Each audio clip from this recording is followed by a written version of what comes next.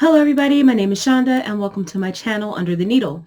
So I had mentioned a few weeks ago that I was doing 3 sew-alongs that would be kicking off in October and November.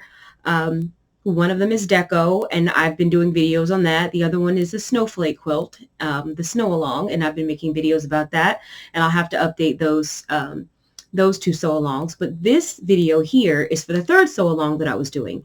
This was a 1-day sew-along. So I've been following Gudrun Erla since last year.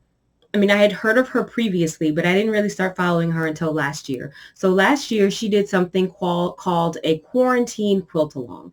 And what she did was she just invited anyone in the world to join in with a 1-day sew along. Everybody sewing together because everybody was stuck in the house. She couldn't travel. This was March or April of last year when this kicked off. And she actually gave away one of her patterns for free. It's a pattern called Elvira. And she gave away the pattern for free. And so hundreds of people, thousands of people joined in from all over the world and sewed together. And so there was a playlist, a music playlist. Well, I'm not sure. I'm actually not sure if Elvira ended up having a playlist because at the end of the day, I wasn't able to participate in it. Something had come up and I wasn't able to participate in that quilt along. But I've done a few since then. I did miss the one in June called June, but I did Hope and I did Harmony. And this one was called the Phoenix Sew Along, because the pandemic, we're coming to the end, we're all phoenixes rising from the ashes. So she named the pattern Phoenix and she made it like a big block quilt pattern. So huge blocks. Something that can conceivably be finished in a day. So I wanted to participate. Nothing came up. I was able to do it. My son did have a performance.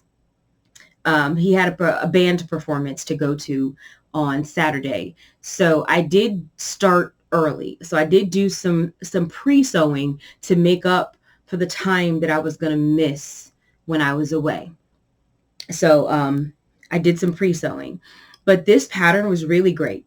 Gudrun is she always gives pressing instructions. Always, always, always, always, always gives pressing instructions. Always. Plus the cost of her patterns, I think they're $10. So they're not like 12 or 13. I think hers come in at $10, if I'm not mistaken. I think so.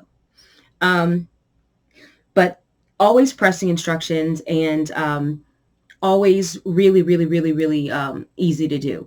Now, I will say that if you are going to do this quilt, again, the name of the pattern is called Phoenix. If this is something that you're interested in, if this is a quilt that you want to do, let's see if I should have kind of got a mock-up of the quilt so you can kind of see.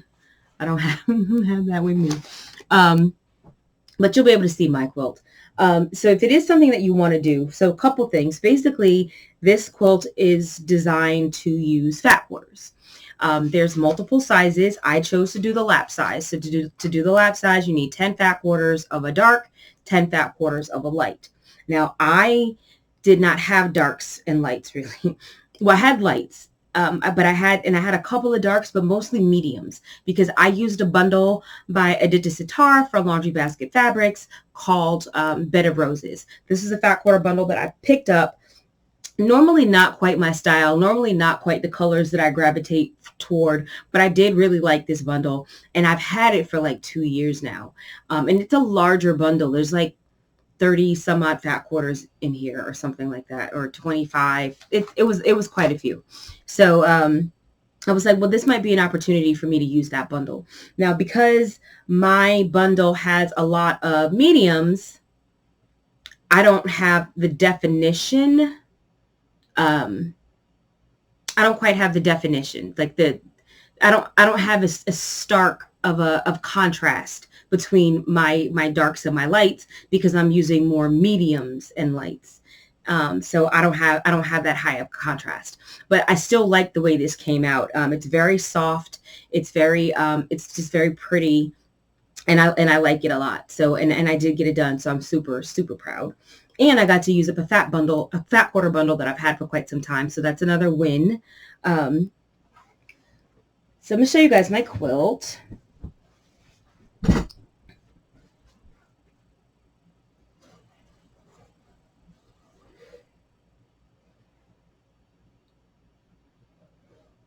So it's just very soft and pretty. But you can see I have a lot of medium prints in here. And so because I have a lot of medium prints, you know, you don't see the pattern quite as, the pattern is not quite as obvious as it normally would be if someone had used, you know, a different bundle, a different type of, you know, different fabrics, which is what I'm trying to say. So, so this is mine. So this is a super easy pattern. Like when I say easy, it's ridiculously easy. The only thing complicated about this pattern is in the instructions, when you do your cutting, it'll say, okay, take this and cut a piece. It'll say, take your stack of strips that are this size and cut this piece, right? And it says, this is for unit A, right? And then it'll say, for the remaining pieces, put them aside and use them for step B. But it doesn't, it's not, I would just say label it that way. Just say remaining units from step 3. So if step 3 of the pattern says cut, okay, I'll tell you exactly what it says. Hold on. Okay, so it says take a certain number of strips, right? And the number of strips depends on what size quilt you're making. So it says take this many strips from your light and your dark and cut a piece, cut a rectangle that is this size. And whatever is left over, save it. And that's like step 1. So what you're going to want to do is you're going to actually want to label it leftover pieces from step 1. I think it would have been less confusing if she had given it a name instead of calling it the leftover pieces. But that's how she wrote it. And as long as you label your pieces that way, so you'll say, okay, these are my C units, and these are my leftover units from step A, from step 1. Because then when you go back into the pattern, it's going to say, take your leftover pieces from step 1. And when you do all your cutting before, and if you don't label it that way, then you kind of got to go back and be like, okay, what did I cut in step 1? Okay, all right. And that's, okay, so this was the piece that was left over. You'll have to do that because that part is a tiny bit confusing. But other than that, the pattern goes together really simple. Every seam in this thing nests. Every seam nests. And I love that. It makes it so easy for me. The only time, I was going to say not a single pin was used in the construction of this quilt, but that would have been a lie because I did use pins when I sewed some of the rows together. I think the only time I used pins, because this is 4 rows. So we've got 1, 2, 3, 4. So I sewed rows 3 and 4 together, and I sewed rows 1 and 2 together. And then when I put those 2 pieces together to finish the quilt, I used pins at that time. I did not use a pin anytime else. I just kind of held the fabric together and just because I really wanted to get it done in a day. I did not want to be working on this quilt on Sunday because I have other quilts that I need to work on. So I did not have time to do that. This needed to be finished on Saturday. It had to be. And so pins was not something that I had time for. But this quilt is so forgiving that it's really, I don't think you would notice it anyway. But everything came together really nicely. All my points are really nice. My joins are really nice. Like everything came together beautifully because even though I didn't pin, since everything nested so well, and since there's no tiny piecing in here, it just, it was just really, really simple. Just really simple. So, and this would work with flannel. This would be great with flannel. So if you wanted to use some flannels or something like that, that would be great. The only time I did sew some seams open, the only seams that I sewed open were when I joined the rows together. So when I put the rows together, I sewed those seams open, but those were the only ones. Everything else was done with no pins, no, and pressing everything to the side. So also a cool thing about here is that because we signed up, you know, she did demo the cutting. So she does tell you the most efficient way to do the cutting. There's a video for that that shows you how to do the cutting. And because this was a sew along, there are videos that are on YouTube that can accompany the pattern where she'll actually show you how to make it. Excuse me. Sorry about that, ladies and gentlemen. But there's actually there's 5 videos, right? And so in each of those 5 videos, those were the videos that were live streamed to us participants throughout the day. And so in one video, usually she gets to the demo part pretty quickly in the beginning of the thing, and each one is only about 30 minutes anyway. And she generally will do that demo part first. So she will demo how to make all the units, and she'll demo, you know, give best like tips and tricks and best practices and stuff like that to make things easier. There wouldn't be too much in that regard for this particular quilt, just because it's just not difficult. It's literally squares and rectangles, and that is it. That's it. But I do love how this came out. It's so quick. So quick. Like, I think I cut this quilt, I mean, not counting the ironing, I think I did the cutting in maybe an hour. And this could definitely be done in Christmas fabrics. If you're looking for Quilt Inspiration, she has a Facebook group called Gudrun's Quilt Crew, where everyone has been posting their quilts, either in progress or posting their fabric pulls or posting their completed quilts, so you can get ideas on the Facebook page for ideas of different ways to make this. This could definitely be done in Christmas fabrics. It could definitely be done in flannels. Definitely, this can definitely be done in any fabric, in anything. So I knew making this that my quilt was not going to look like the quilts that Gudrun made, because she had high contrast and I don't. And I was okay with that. I was going for a softer look, and I have achieved that, and I'm really happy with this. This is going to be really easy to quilt too. So I might, this is a good quilt to practice on. I've been working on my free motion quilting lately, and this might be a good one to practice different designs, because you can do, because of the blocks, the way they're constructed, and you just have these rectangles and squares, and since everything lines up all the way across the quilt, like I could literally use these block lines as my boundary lines, or I can do the pattern over 2 instead of doing 1. I could do it over 2, but I can use these as my beginning and end lines. So I kind of like that, the concept of that. And then I can kind of choose to do what I want. Now, I mean, let's be real. I'm also a lazy quilter, so I could just end up doing some straight lines. That's my go-to. Okay. Serpentine is my go-to. Okay. I just let the machine do the work. I let the machine and the walking foot do its little job. And it could very well end up just being some straight lines. But I do have the option to be adventurous here. And I could potentially use the quilting to highlight the block design that I am missing because I lack contrast. So I might be able to use my quilting to highlight the pattern. That's an option. But I probably won't do that. I think I might try some different stuff on this one. But for now, anyway.